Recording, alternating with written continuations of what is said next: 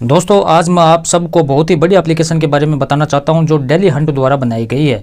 इस साल daily learn ने IHU स्कॉलरशिप एग्जाम रखा है जिसमें भाग लेकर आप laptop, mobile phone, smart watch भी जीत सकते हैं। तो डिस्क्रिप्शन में दिए गए लिंक पर क्लिक करके जल्दी से स्कॉलरशिप में रजिस्टर कीजिए और पाइए 50 करोड़ की स्कॉलरशिप जीतने का मौका।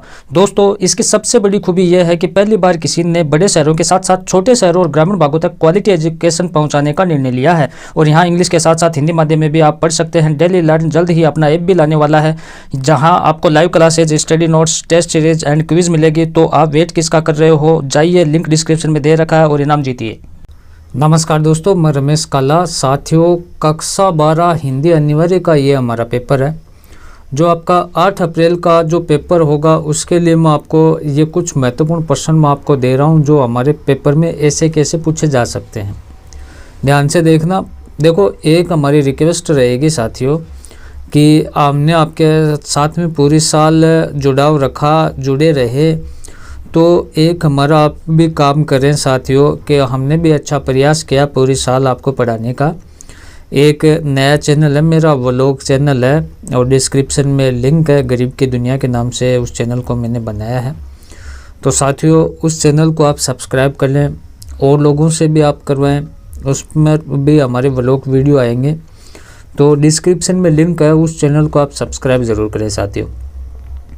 बहुत ही मेहनत उस चैनल पर की जा रही है तो प्लीज़ आपका कुछ लग नहीं रहा, आप उस चैनल को सब्सक्राइब करें। डिस्क्रिप्शन में लिंक है और लोगों से भी आप करवाएं, आप व्हाट्सएप ग्रुप में उसको शेयर करें, अच्छा सपोर्ट करें, ठीक है। और आप मुझे कमेंट में भी बताएं कि सर हमने सब्सक्राइब कर लिया और लोगों से भी करवाया। जो हमारे चैनल को चाहने वाले हैं जीके विद काला को, वो उस चैनल पर भी आप सपोर्ट ज़रूर दिखाएं, प्लीज़ आपसे ये विनती रहेगी।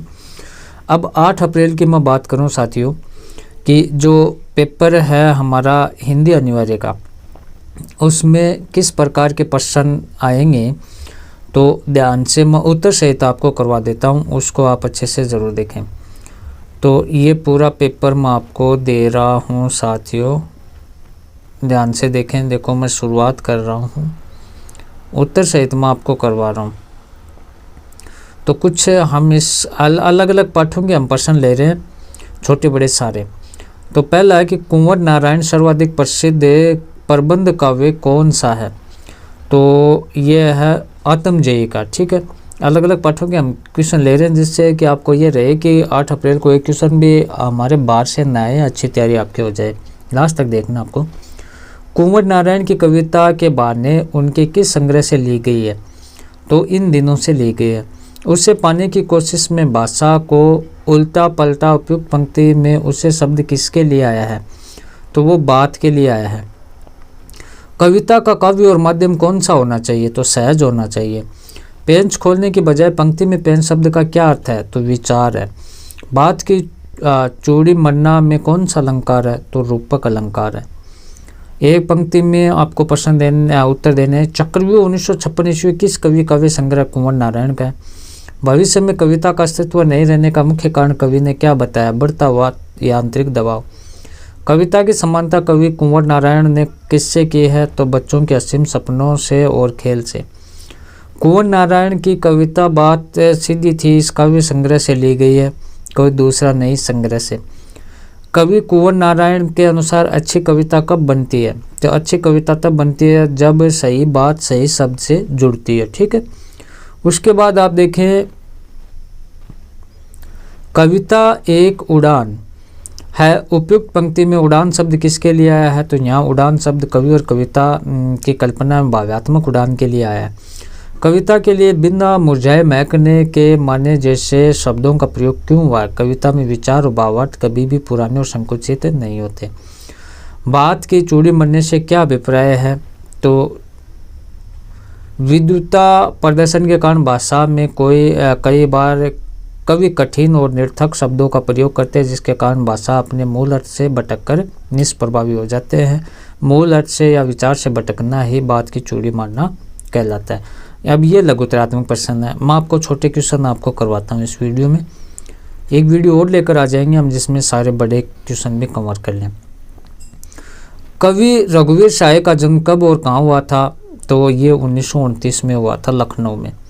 रघुवीर शाह अज्ञेय द्वारा संपादित किस सप्तम के कवि थे? तो दूसरा सप्तम। अगेय द्वारा संपादित दूसरे सप्तम का प्रकाशन कब हुआ था? 1951 में हुआ था। आधुनिक हिंदी कविता रामदास के लेखक कौन हैं? तो रघुवीर साय हैं। पीड़ा को पर्दे पर उभारते समय दूरदर्शन उद्घोषक का व्यवहार कैसा हो जाता है? तो संवेदनहीन हो जाता है। उसके बाद एक कमरे में बंद अपाहिज कविता अपाहिज व्यक्ति के लिए किस प्रकार की सोच अपनाने के लिए प्रेरणा दे रहा है? तो संवेदनात्मक, ठीक है, संवेदना रखनी चाहिए। अपाहिज व्यक्ति के कमरे के सामने अनेक प्रकार के प्रश्न पूछे जाने का उद्देश्य क्या है? कि कार्यक्रम को रोचक और संवेदनात्मक बनाना। कमरे में बंद अपाहिज जैसे कार्यक्रम दूरदर्शन पर किस उद्देश्य को पूरा करते हैं? तो सामाजिक को। अब एक पंक्ति में उत्तर देने वाले आएंगे कि रघुवीर साय की प्रमुख रचनाओं के नाम है सीढ़ियों पर धूप में, आत्महत्या के विरुद्ध, हंसो हंसो जल्दी हंसो, सभी कविता संकलन है। रघुवीर साय का संबंध किस कविता से है? तो समकालीन कविता से। रघुवीर साय की कविता कमरे में बंद अपाहिज उनके किस संग्रह से ली गई है? लोग भूल गए संग्रह से।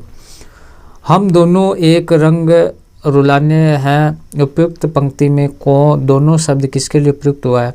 तो यहाँ दोनों शब्द है दर्शक और अपाहिज व्यक्ति के लिए प्रयुक्त हुआ है।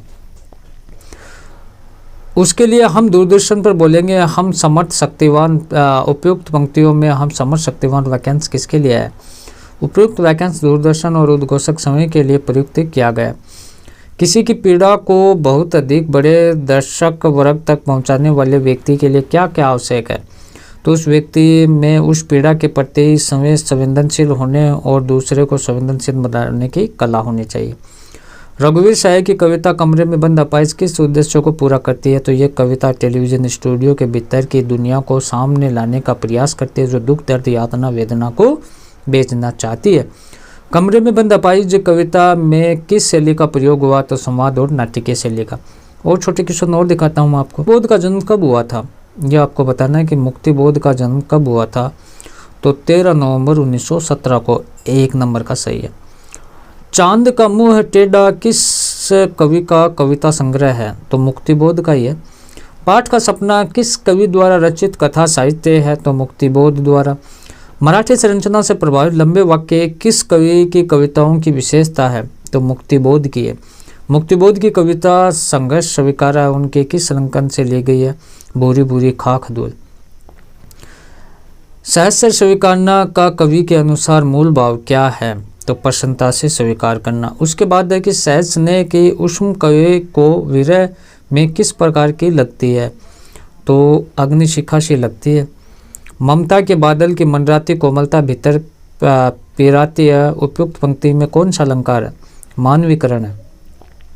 उसके बाद आप देखें कि दक्षिणी ध्रुव है, अंधकार, अमावस्या पंक्ति में कौन सा अलंकार है? तो रूपक अलंकार है। मुक्तिबोध का जन्म किस स्थान पर हुआ था? चौपुरा ग्वालियर मध्य प्रदेश में हुआ था।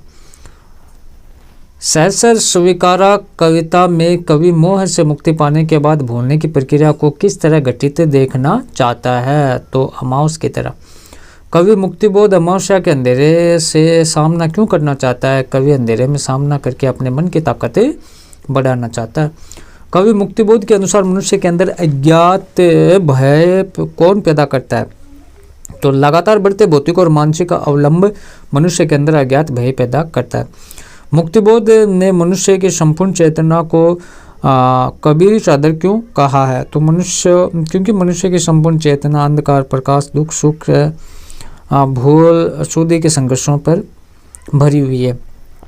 अब मैं आपको कुछ और छोटे क्वेश्चन आपको मैं बताता हूँ जिनको आप जरूर देखें साथियों। ध्यान से आपको देखना है कि शमशेर बहादुर का जन्म कब हुआ था? तो 13 जनवरी 1911 ईस्वी को। पहला सही है। उर्दू और हिंदी का दोआब नाम से कौन सा कवि प्रसिद्ध है? तो शमशेर बहादुर सिंह प्रसिद्ध है। उषा कविता में चित्रण है सूर्योदय से पूर्व का। उषा कविता में जीवन के किस परिवेश का चित्रण हुआ? ग्रामीण परिवेश का। प्रयोगवादी काव्य का प्रारंभ कब से माना जाता है? तो 1943 ईस्वी से माना जाता है। शमशेर बहादुर सिंह के प्रमुख रचनाओं के परिचय दीजिए। तो कुछ और कविताएं। चूका भी हूँ नहीं मैं, इतने आस अपने बात बोलेगी, काल तुझसे छोड़ है मेरी, उर्दू हिंदी कोश। विचारों के स्तर पर प्रगतिशील, शिल्प के स्तर पर प्रयोगधर्मी कवि के, बिंबधर्मी कवि के रूप में किसकी पहचान है? शमशेर बहादुर की पहचान है। राग से लेप हुआ चौका पंक्ति में प्रकृति की किस स्वरूप का चित्रण है? तो उपयुक्त पंक्ति में सूर्योदय के पूर्व आकाश में दराह पर छाने वाले कोहरे और उसकी नमी का चित्रण है।